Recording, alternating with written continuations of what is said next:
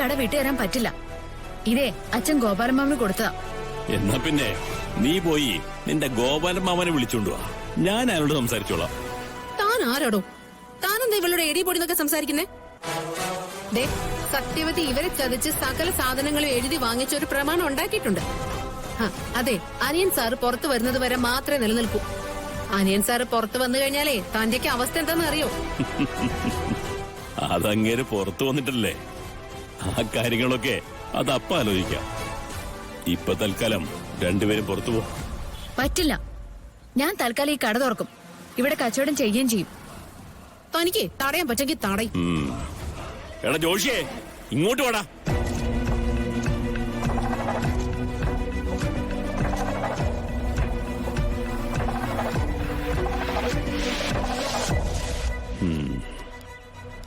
രാവായാലും ശരി പകലായാലും ഇവളന്മാരാരെങ്കിലും ഈ ഷട്ടർ തുറന്ന ഒരാളും പിന്നെ ജീവിച്ചിരിക്കാൻ പാടില്ല.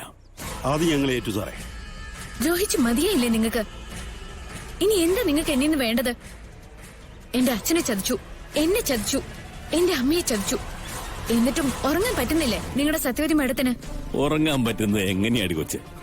നീ നിന്റെ തള്ളെ ജീവിച്ചിരിക്കല്ലേ? കൊല്ലാൻ വേണ്ടതൊക്കെ താൻ ചെയ്യുന്നുണ്ടല്ലോ. എന്താ പ്രശ്നം? നിങ്ങളിത് കേൾക്കുന്നുണ്ടോ? കൃഷ്ണയ്ക്ക് ഈ കട തുറക്കണം, ലോട്ടറി കച്ചവടം നടത്തണം. അത് പറ്റില്ലെന്ന് ഇവര് പറയുന്നേ. നമ്മൾ സ്നേഹിച്ച നമ്മുടെ അനിയൻ സാറിന്റെ മോളുടെ കാര്യല്ലേ? അപ്പോഴേ മൂർത്തി, പിള്ളേരെ തടയാൻ നിക്കണ്ട.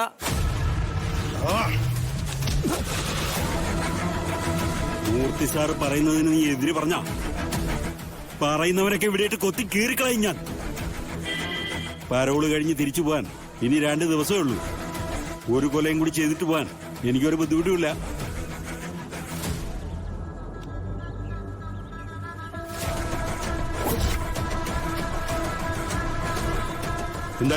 എന്താ അവിടെ ചുറ്റിപ്പറ്റി നിൽക്കുന്നേ?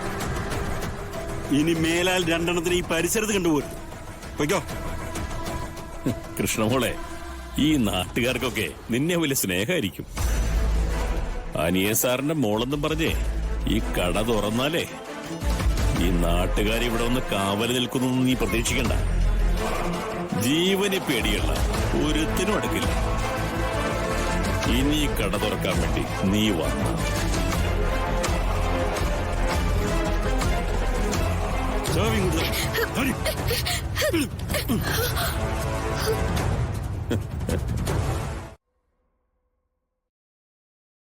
ഞാൻ അഡ്വക്കേറ്റിനോട് വരാൻ പറഞ്ഞിട്ടുണ്ട്.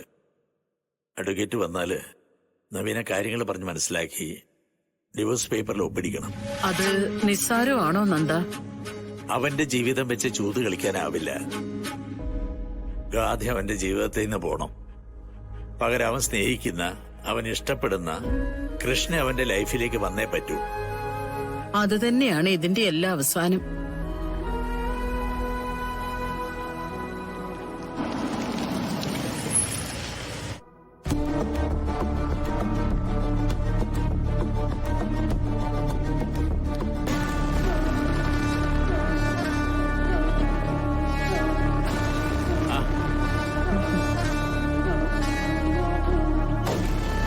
Good morning. ഭാഗത്തേക്കിരിക്കും. Thank you. അമ്മേ, അഡ്വക്കേറ്റ് നരേന്ദ്രന്റെ ജൂനിയറാ നയന. അറിയാം. ഇതിപ്പോ എന്താ ഇങ്ങനെ സംഭവിക്കാൻ? നവീൻ ഡിവോഴ്സിന് തയ്യാറാണോ? അവൻ ഇതുവരെ മാനസികമായിട്ട് അതിന് തയ്യാറായിട്ടില്ല. നിങ്ങൾ പറഞ്ഞു മനസ്സിലാക്കണം. ഒന്ന് ഹെൽപ്പ് ചെയ്തേ പറ്റൂ. ഓക്കെ, ഞാൻ ശ്രമിക്കാം.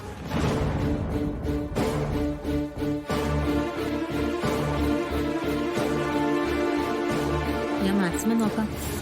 ആ സുമിത്രേ, നമ്മുടെ അഡ്വക്കേറ്റ് നരേന്ദ്രന്റെ ജൂനിയറാ അഡ്വക്കേറ്റ് നയന. ഇവരെ ഞാൻ വിളിപ്പിച്ചതാ നവീന്റെ ഡിവോഴ്സിന്റെ കാര്യം സംസാരിക്കാൻ. അത് ഒന്നുകൂടി ആലോചിച്ചിട്ട് പോരെ? ഇനി എന്താ ആലോചിക്കാനുള്ളത്?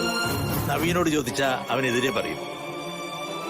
ഈ കാര്യത്തിൽ നമ്മൾ തീരുമാനം എടുത്തേ പറ്റൂ.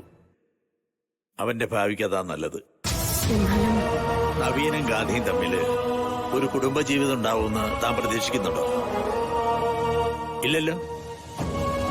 സുമിത്രേ, നമ്മളെല്ലാവരും കൂടി അവനെ പറഞ്ഞ് മനസ്സിലാക്കിയേ പറ്റൂ. നീ പോയി അവനെ വിളിച്ചോണ്ട് വാ. ചെല്ല് സുമിത്രേ.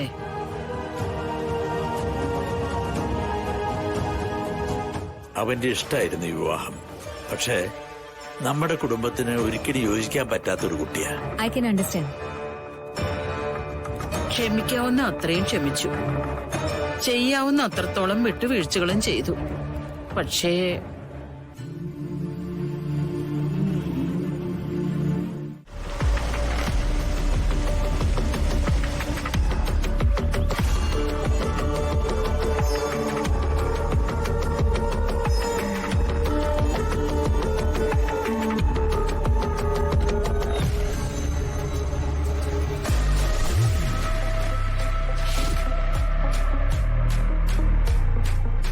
എന്തു പറ്റി മാം?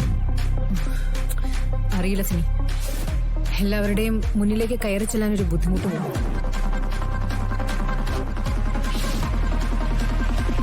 തിരിച്ചു പോയാലോ? ഏയ്, അതൊരിക്കലും പറ്റില്ല. ആരുടെ കാല് പിടിച്ചിട്ടായാലും എങ്ങനെ യാചിക്കേണ്ടി വന്നാലും ഈ പ്രശ്നം പരിഹരിക്കാതെ തിരിച്ചു പോകാനായിട്ട് പറ്റില്ല.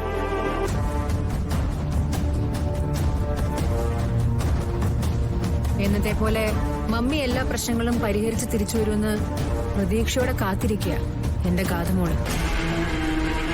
നവീനെ നഷ്ടപ്പെടുമെന്ന് നമുക്ക് തോന്നിയാല് ഒരുപക്ഷെ അവള് പറഞ്ഞ പോലെ എല്ലാവരെയും തോൽപ്പിച്ച് അവള് ജീവനെടുക്കും.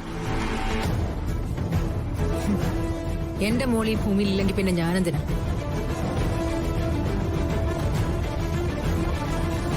എന്തിനും തയ്യാറായിട്ട് വേണം അങ്ങോട്ട് പോകാനായിട്ട്. എന്ത് ആക്ഷേപം കേട്ടാലും ഇത് സാരമില്ല. ഒരമ്മയുടെ ചുമതലകളിൽ ഇതുകൂടി ഉണ്ടെന്ന് ഞാൻ കരുതും.